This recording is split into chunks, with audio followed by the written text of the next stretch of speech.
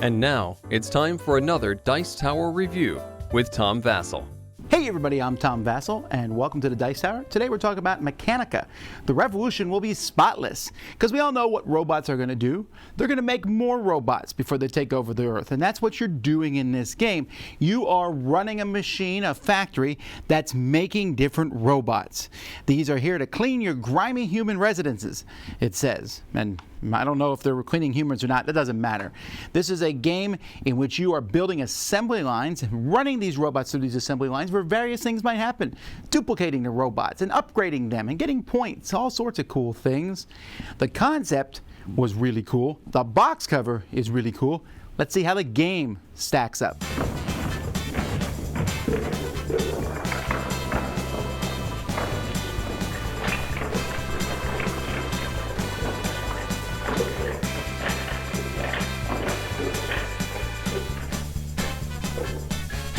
Players are trying to get money over the course of the game. You're going to have like an expendable amount of money that you're going to have, and you also have a vault.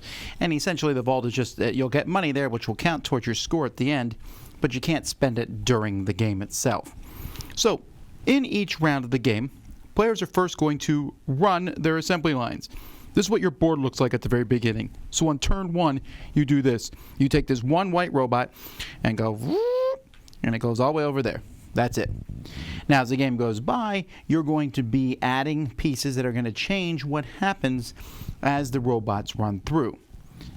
After everybody has done this, then you're going to take turns in player order each round of the game. And the first thing you'll do on your turn is you can sell any bots if you want to get money. You can sell white bots for 2, plus bots, the orange ones, for 4. They're a little bit bigger. And then the deluxe bots, which are purple, for 6. If they're in your trucks, you can sell them straight up. You might also want to save them there, because if you ever meet the requirements of the top of a card, and you are going to need to get robots in multiple trucks, because this truck can only hold one robot, but if I have 2 purple robots, I can turn them in for 20 to my vault. These are like bonus cards that you'll be able to do over the course of the game. After you sell your bots or not, you then can buy an improvement. So here you have this rotating wheel here, which tells you the cost of these improvements, which you can pay. And at the end of your round, you're going to be sliding these and adding a new improvement from here. And they're just going to keep, new improvements are going to be gotten. But of course, if you buy them, there's going to be empty spots. And if improvement ever falls in there, you're going to look at the improvement and each improvement on it. So for example, let me show you this one here, has a recycling value on it. This one here will give you a purple robot that you can put in one of your starting spots if it falls in the recycling area. And then at the end of your turn, each of your fabricators, and you start with this one basic fabricator, makes another robot. Now, it's as you put these pieces in that's going to change up the game. So there are bonus things that you can always buy. You can always buy a big truck for 3, which has a spot to hold 2 robots, or you can have a huge, upgrade to a huge truck, which has a spot for 3 robots in it. You can also buy these here. These are forks, and when you buy a fork, a robot that comes through can go to either assembly line. These are puzzle pieces, which doesn't matter tremendously. You can actually flip them any way you want, except you can't do stuff like this. So if I put this piece here, I would need to put this puzzle piece on top of it like that. And there's various things that can happen when you go through these different pieces. You'll see the gift wrapper here. Anytime I run a robot through this one, I get 1 coin that will be added to my vault. A repurposer, the robots, when they come in, you always move your robot to the next hole that has a red dotted ring around it. So if I get 2 in here, I can basically upgrade those into a robot of my choice. And then there's the static charger, which when a robot goes into this one, it's going to be split off, and I can make 2 of them. And so there's, oh, I'm sorry, that's not the static charger. That's the duplicator that does that. The duplicator will double your robot. The static charger, anytime a robot comes through there, you're going to get another white robot. So as when you pass through, it builds a free white robot. And then you can also build more fabricators. You can build an advanced fabricator. So I have another one down here which makes a white robot. Or you can build these overactive fabricators, which can make orange and purple robots, but if you do so, you give your opponents a white or orange robot respectively. So you're going to be slowly building this up, and again, it's possible that you'll be able to run up through this machine and then up and through here to go to the different trucks. You'll be able to make these engines. And after you're done with your turn, you're going to get money for selling robots and or completing these different gold cards that are in the box. Whoever has the most money after the game is over is going to win. And the money is going to be over when the number of improvement tiles runs out and all fall into the recycling bin. Now, overall, I'm extremely happy with the components. The robots are really neat. They tend to sit on these holes pretty well. I mean, they could have little pegs in them, I guess, but for the most part, they sit on them really well. And the whole thing has this kind of retro 50s futuristic type of art. The puzzle pieces are interesting. I'll talk a little bit more about that later, but I do have a problem with how difficult it is to figure out what these do. Yes, there's a very, very nice back page of the rule book that explains what each piece does. But I have to say, they fit so much information on these. It is just, I find it to be just, my eyes almost roll back in my head. There's that much information. That's the only negative thing I have to say, though. The board itself is neat. You use the inside of the box. You store everything. You can store your robots in these spots here if you want to. There's stickers that tell you the price of the different things. These cards are here. When someone completes a card, you turn it sideways because everyone can complete a card the same round, and then you'll discard it and draw a new one. And there's some funny quotes here, like the Slayer model absolutely slays in the swimsuit event. Activation phrase, a human's terrified scream. And then this, of course, this is just neat to move this around and watch them fall into the box. There's just something fun about that. And it's also a useful thing. It keeps track of how much the different components cost. So overall, I like the components. I just feel like there's a lot of information on the tiles, which can be tricky to read.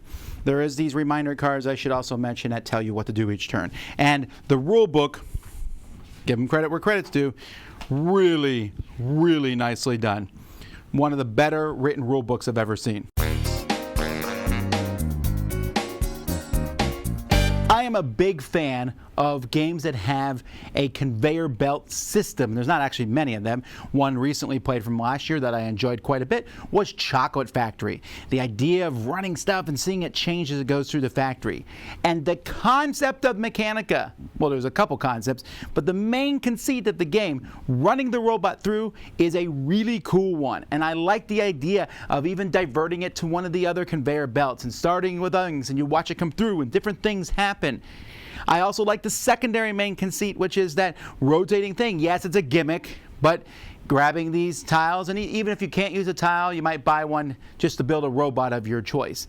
And the idea of selling robots and then, or a group of robots for one of those cards, fantastic. But my problem with Mechanica is the fact it just doesn't feel like it's there. It doesn't feel like the game is done, fully realized. Right when your factory gets interesting, the game ends every single time. I don't like an engine building game that lets me build a cool engine and then it's over before I can really do anything with it. And at the this game, it's a really boring start. Literally, you move a white robot across, then you buy a tile, which might be, hey, now you can have 2 white robots. Yeehaw! It's a really slow engine building game that's not long.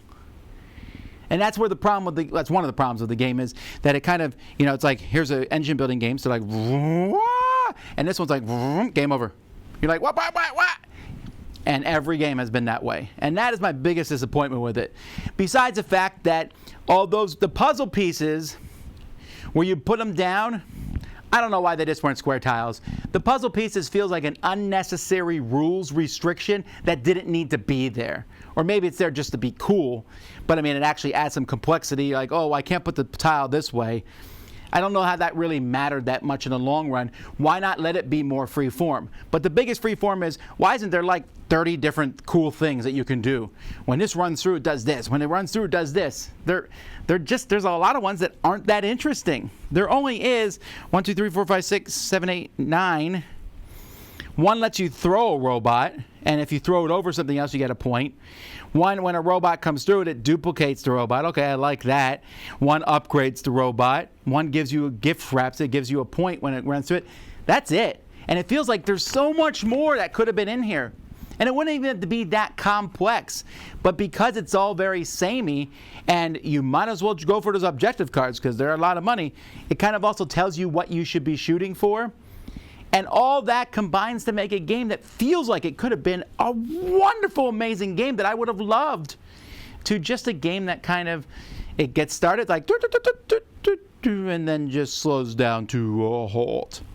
And I don't want a game that slows down to a halt. I want a game that's on fire the whole time through, or at least starts and then ramps up really quickly. And right when you're like, maybe this is going to be good, it ends.